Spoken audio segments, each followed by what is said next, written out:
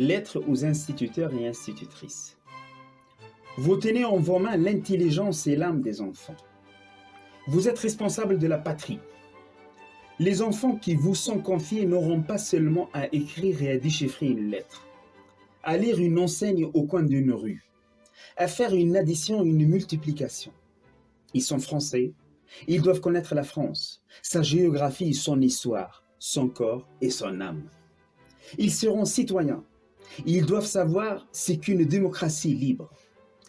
Quels droits leur confère, quel devoir leur impose la souveraineté de la nation. Enfin, ils seront hommes. Il faut qu'ils aient une idée de l'homme. Il faut qu'ils sachent quelle est la racine de toutes nos misères. L'égoïsme aux formes multiples. Quel est le principe de notre grandeur? La fermeté unie à la tendresse. Il faut qu'ils puissent se représenter à grands traits l'espèce humaine, dont on peu à peu les brutalités de la nature et les brutalités de l'instinct. Et qu'ils démêlent les éléments principaux de cette œuvre extraordinaire qui s'appelle la civilisation. Il faut leur montrer la grandeur de la pensée. Il faut leur enseigner le respect et le culte de l'âme en éveillant en eux le sentiment de l'infini qui est notre joie et aussi notre force, car c'est par lui que nous triompherons du mal, de l'obscurité et de la mort. Et quoi? Tout cela des enfants? Oui, tout cela.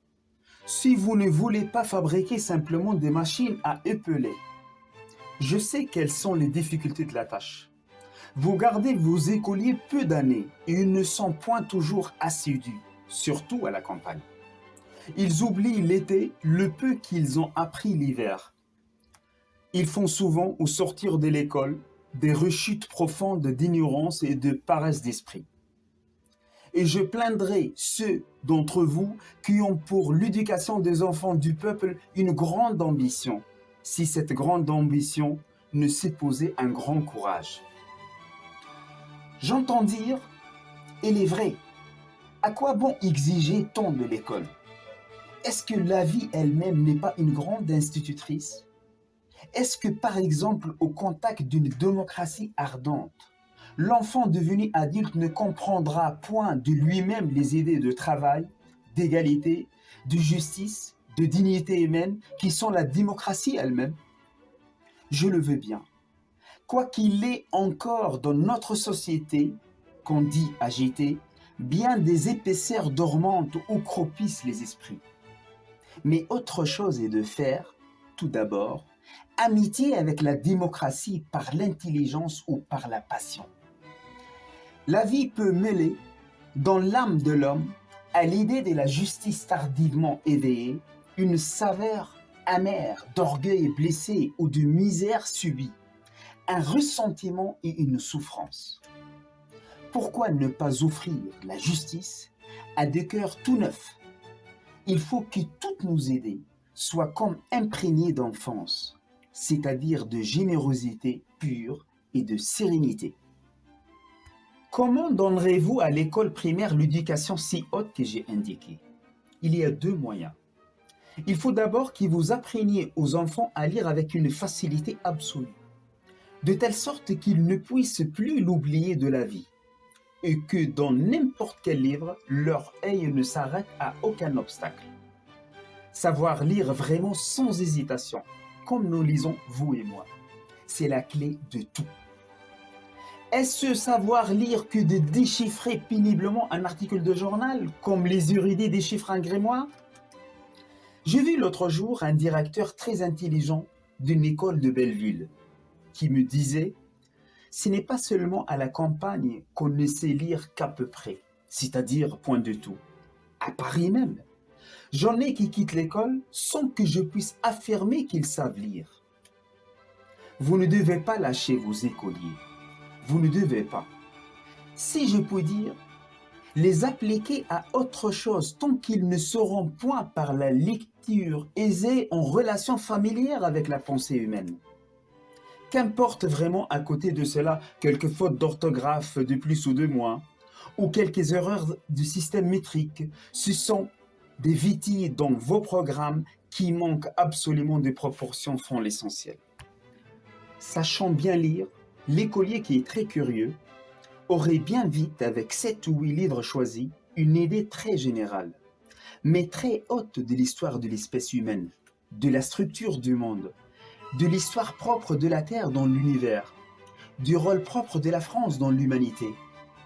Le maître doit intervenir pour aider ce premier travail de l'esprit. Il n'est pas nécessaire qu'il dise beaucoup, qu'il fasse de longues leçons.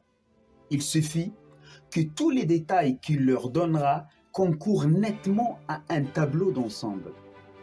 De ce que l'on sait de l'homme primitif à l'homme d'aujourd'hui, quelle prodigieuse transformation!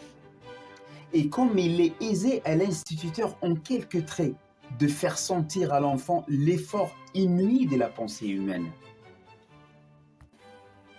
Seulement, pour cela, il faut que le maître lui-même soit tout pénétré de ce qu'il enseigne.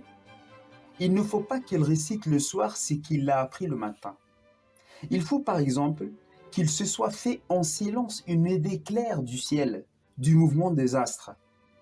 Il faut qu'il se soit émerveillé tout bas de l'esprit humain, qui, trompé par les yeux, a pris tout d'abord le ciel pour une voûte solide et basse, puis a deviné l'infini de l'espace et suivi dans cet infini la route précise des planètes et des soleils.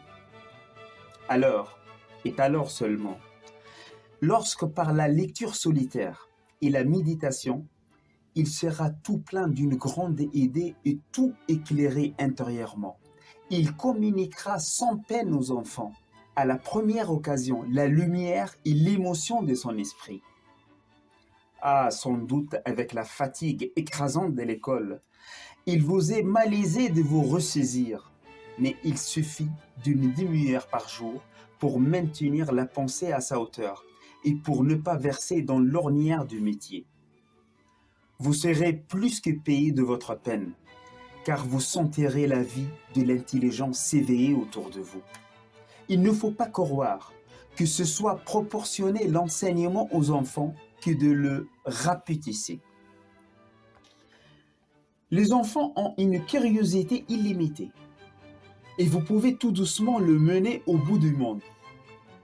Il y a un fait que les philosophes expliquent différemment suivant les systèmes, mais qui est indéniable. Les enfants ont eu des germes, des commencements d'idées. Voyez avec quelle facilité ils distinguent le bien du mal, touchant ainsi aux deux pôles du monde. Leur âme recèle des trésors à fleur de terre. Il suffit de gratter un peu pour les mettre à jour.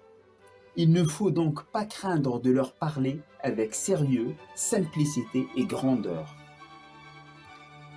Je dis donc au maître, pour me résumer, lorsque d'une part, vous aurez appris aux enfants à lire à fond, et lorsque d'autre part, en quelques causeries familières et graves, vous leur aurez parlé des grandes choses qui intéressent la pensée et la conscience humaine, vous aurez fait sans peine en quelques années œuvre complète d'éducateur. Dans chaque intelligence, il y aura un sommet, et ce jour-là, bien des choses changeront.